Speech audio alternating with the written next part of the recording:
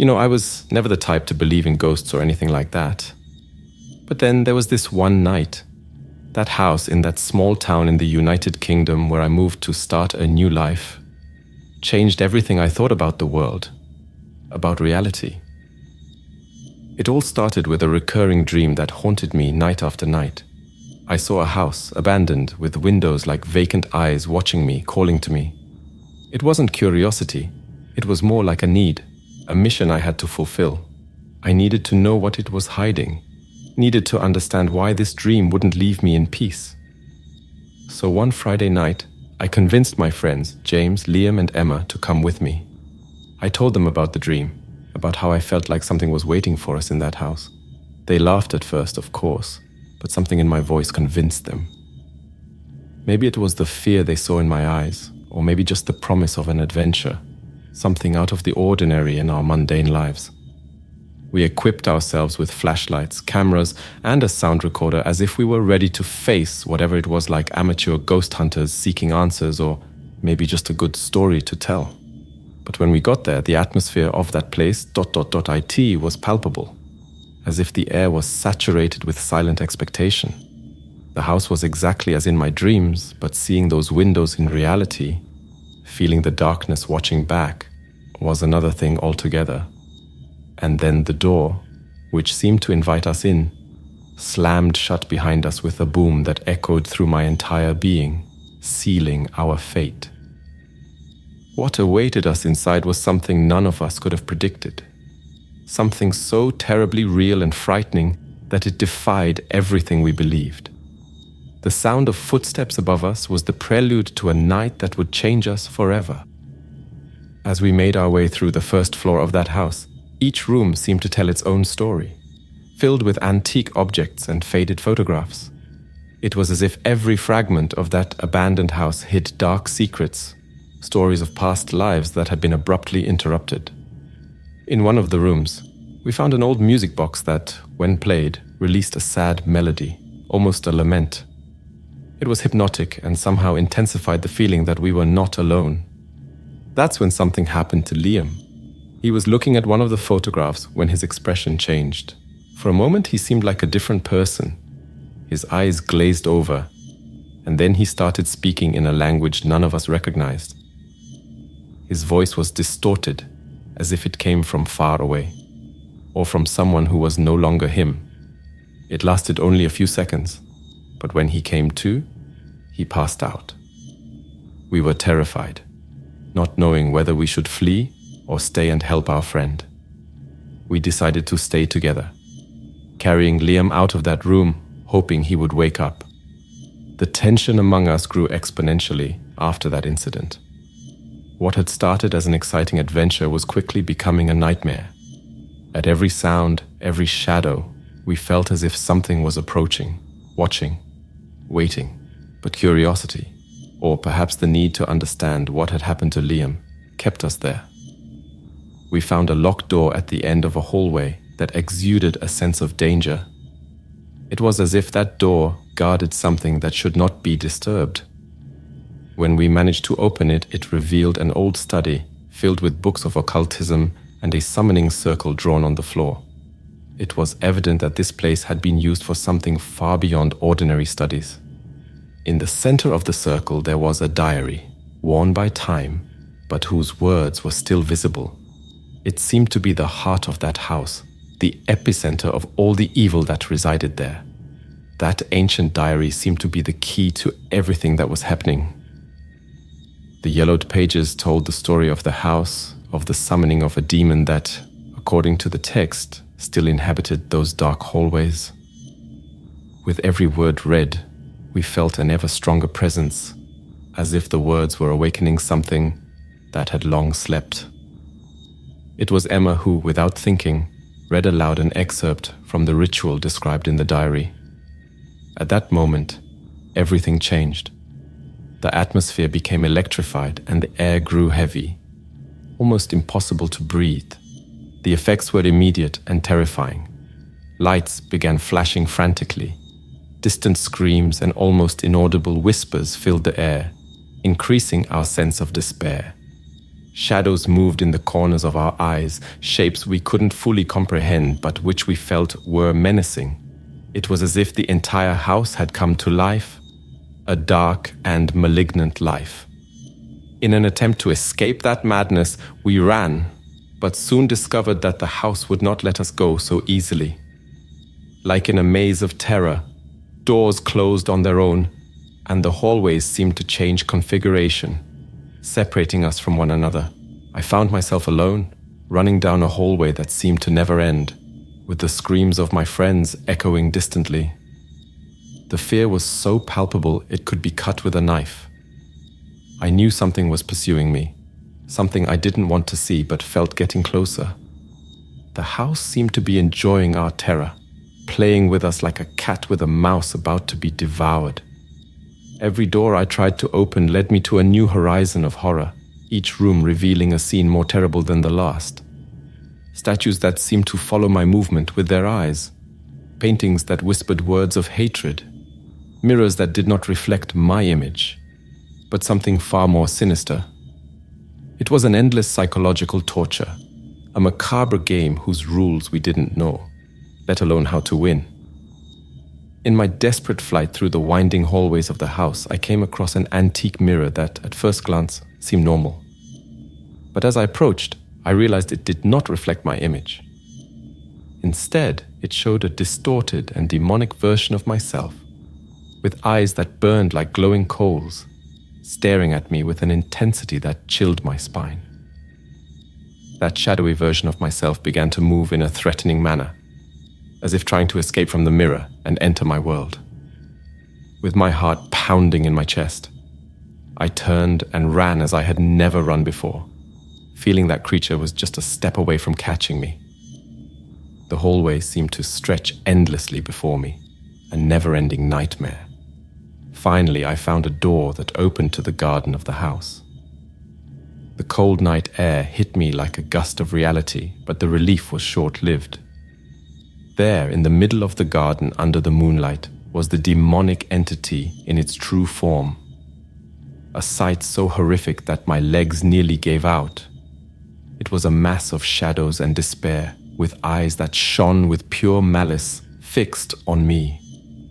The demon advanced, and I, driven by a survival instinct I didn't know I possessed, ran back into the house, a place that, despite all the terror, seemed to offer some chance of salvation. Inside the house, my objective became clear: find my friends, and together find a way to end this nightmare. The house, however, seemed to have other plans, with its walls now pulsing as if alive, and its whispers that seemed to guide me or perhaps deceive me. Every step was a struggle against fear, every shadow a threat. It was then, against all odds, that I found Emma. She was hiding under a staircase, trembling, her eyes wide with terror. She whispered about horrific visions she had seen, things none of us should have witnessed. We decided that despite the fear, despite the danger, we had to try to regain control. It was time to face whatever it was that was hunting us. Time to end this once and for all. Armed only with our determination and the clues we had found throughout the night, we began to plot our final confrontation with the demon that had turned the house into a hell on earth. Our plan was risky, based on fragments of information taken from the diary and the occult books we found in that sinister study. According to the notes, there was a way to banish the entity, but it required a ritual that none of us was sure how to perform correctly. Determined, however, we began to prepare the protective circle with the symbols and words we had scribbled on scraps of paper. The air filled with static electricity as we uttered the ancient words, each syllable a hope of salvation. At the height of the ritual, the entity attacked. It was as if the shadows of the house condensed into a solid form, a vortex of darkness and malice advancing upon us. Emma was struck first, a blow that hurled her against the wall with violence, leaving her seriously injured. I continued, my voice trembling with fear and the effort to maintain focus as the demon approached, its eyes burning with hellish fury. The pain was indescribable, as if every part of me was being torn apart. But I knew I had to complete the ritual. Using my own blood, I traced the last symbol needed for the protective circle. It was then that a blinding light filled the room, so intense it was almost solid, swallowing the darkness and the being that dwelled within it. The demon's roar of rage was abruptly cut off, replaced by a sepulchral silence. When the light faded, we found the room in ruins, but with no sign of the malignant presence. Emma and I, exhausted and injured, managed to drag ourselves out of the house at dawn. What we found outside was a world that seemed not to have noticed the epic battle we had waged during the night.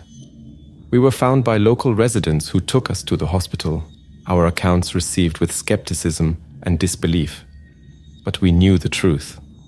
We had faced something terribly real and sinister, living proof that there are more things in heaven and earth than are dreamt of in our philosophy. In the days following our confrontation with the demon, both Emma and I tried to recover not only from our physical injuries, but also from the psychological trauma that night had caused us. The nightmares were constant, an endless replay of the horrors we had lived through. Every shadow in the room made me jump, and the darkness of night became a pit of fear and anxiety. Emma was in a similar, perhaps worse state. She barely spoke, lost in her own thoughts, her eyes always fixed on some distant point, as if seeing something I could not. It was clear that despite having survived, part of us remained in that house, trapped in the shadows and despair. I felt deep within a strange connection to the entity we had faced, as if by invoking it, we had forged an unbreakable bond. It was a disturbing sensation, a constant whisper at the edges of my mind, reminding me that the story was not yet over. Driven by this restlessness, we decided to return to the house. We needed answers. We needed to know if the demon had truly been banished, or if, somehow, it was still linked to us, waiting in the dark. The house called to us, a need as deep as the one that had led me to convince my friends to explore it in the first place. When we arrived, the scene was surreal. The house, against all logic, seemed intact, as if the battle of the previous night had never happened. The door was open, inviting us in, or perhaps challenging us. With a sense of déjà vu, we crossed the threshold, the silence inside the house weighing upon us like a blanket. We began our search for answers, each room a reminder of the terror we had lived through. But something had changed. The house felt different, calmer, as if it was satisfied. We found new clues, hints that the entity had left something behind, an essence, a part of itself perhaps. Reality around us began to distort, with time folding in impossible ways, visions of the past and future blending into a kaleidoscope of possibilities and horrors. It was as if the house and the demon within it were not yet done with us, as if the final chapter of our story was still being written. As we explored the house more deeply, it became evident that the demon had indeed left part of itself behind. The distortions of reality became more frequent and intense, with flashes of horrific visions that seemed to play on our deepest fears. In one moment, we were back on the night of the confrontation, feeling the despair and pain again. In the next, we caught glimpses of a future where darkness had consumed everything. These visions were not just frightening. They were physically and emotionally draining, as if each one sapped a piece of our soul. The need to understand and somehow fix what we had unleashed became our sole motivation. We found notes scattered throughout the house, words that seemed to be addressed to us, insinuating there was a way to destroy the demon's remaining essence. But the clues were enigmatic, fragments of a puzzle we desperately needed to piece together. Our determination led us to a final confrontation, not with the demon in its complete form, but with the shadow of what it had been, a manifestation of the essence it had left behind. It was a battle not just against the entity, but against the very fear it instilled in us. The house seemed to feed off that fear, the walls pulsing with a dark energy as we faced this residual shadow. During this confrontation, the entity made a macabre offer, a trade that promised to free us from the cycle of terror, but at a cost neither of us was willing to pay. Rejecting the offer only intensified the struggle, each attack from the shadow more violent and desperate than the last. With every move we made, we felt as if we were tearing away pieces of our own essence to combat the darkness. It was a bloody battle, marked not only by physical conflict but also by psychological confrontation, as the entity tried to break us with visions of despair and loss. But somehow, we found strength in our determination, a stubborn refusal to give in to fear. Using the knowledge we had acquired, we risked everything in a final attempt to eradicate the essence of evil we had inadvertently unleashed. The intensity of the final confrontation with the demon's essence was beyond anything we could have imagined. Every strike we traded with the entity seemed not only physical, but also a battle of wills, a struggle against the darkness that tried to take root within us. The air was charged with a palpable energy, each of our movements seeming to trigger waves of force that shook the foundations of the house, transforming the environment around us into a battlefield between light and shadow. In those moments of despair, we realized the entity was trying to separate us, using our own fears against us, creating illusions that made us doubt not only our senses, but the reality around us. We saw terrible things, visions of our friends and families being consumed by darkness, cruel attempts to break us psychologically. But in the midst of the chaos, we found an unexpected clarity.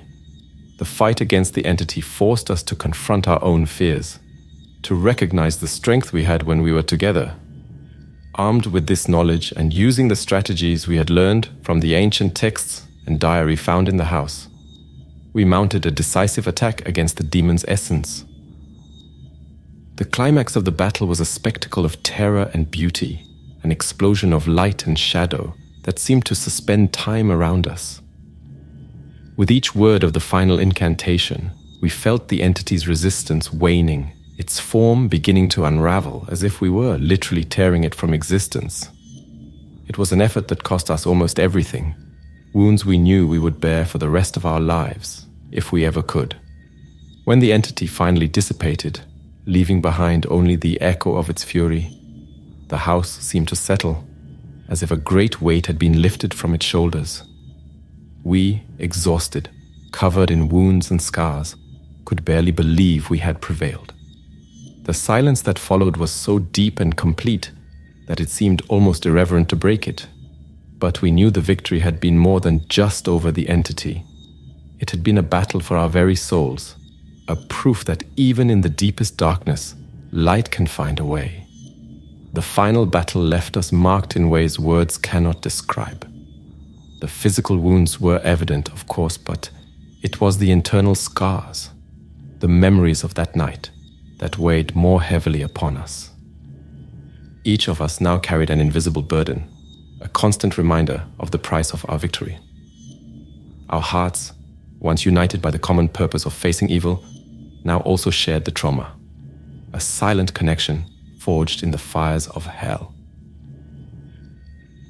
In the days that followed, as we recovered, the house that had been the stage for our final confrontation seemed to collapse in on itself, as if with the entity banished, it had no reason to be. Whispers of an inexplicable fire that consumed what remained of the structure began to spread through the town. Nothing was left but ashes and memories. A fitting end for a place that had been a source of so much horror. The surrounding community, already tense with strange and inexplicable events, now murmured about curses and ghost stories, each adding their own version of what had happened. But to us, who had lived the terror firsthand, these stories were a pale reflection of reality. Our own experiences had become tales we could barely tell, stories we would carry with us in silence, long after the rumors had faded away.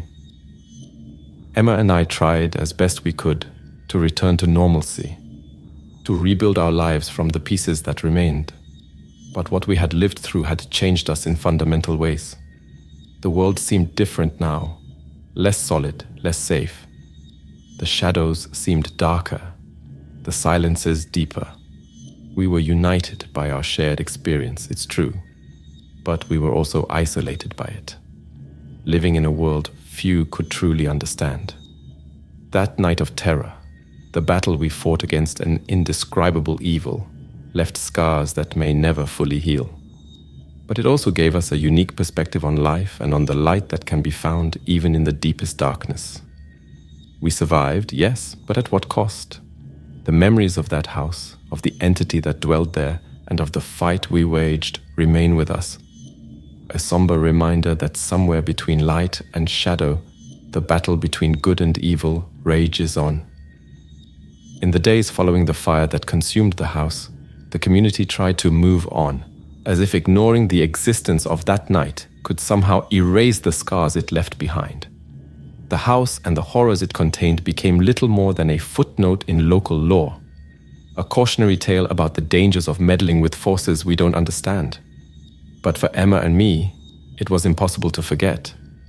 The marks we bore were perennial reminders of the reality of those forces, of the battle we had fought and nearly lost. Our attempt to reclaim normalcy was a constant struggle against the memories that haunted us. We tried, at first, to speak of what we had experienced, hoping that sharing our stories might somehow free us from them. But we quickly realized that words were inadequate, unable to capture the true essence of the terror we had faced. Silence became our refuge, a way to keep the past at bay, even knowing it could never truly be far away. The connection between us, strengthened and yet overburdened by what we had lived through, was a constant source of both comfort and pain. We were bound by an experience few could understand, united in our suffering and our survival, but that very bond isolated us, creating an invisible barrier between us and those who had not shared our struggle. It was an isolation we felt deeply, a loneliness that echoed in the depths of our souls. The end of our story is not marked by lessons learned or a sense of triumph over evil. Instead, it is a silent acceptance of the fact that some battles leave us permanently altered, that the scars we bear are both a testament to our fight and a reminder of what we lost. Sometimes, I stand in the spot where the house once stood, looking at the emptiness it has left behind. The silence I find there is a reflection of what I feel inside, a stillness that speaks of the cost of our victory. There are no more stories to be told, only the memory of what we lived. A dark chapter in our lives that ends not with answers or resolutions, but with a silent period, leaving only the echo of our experiences behind.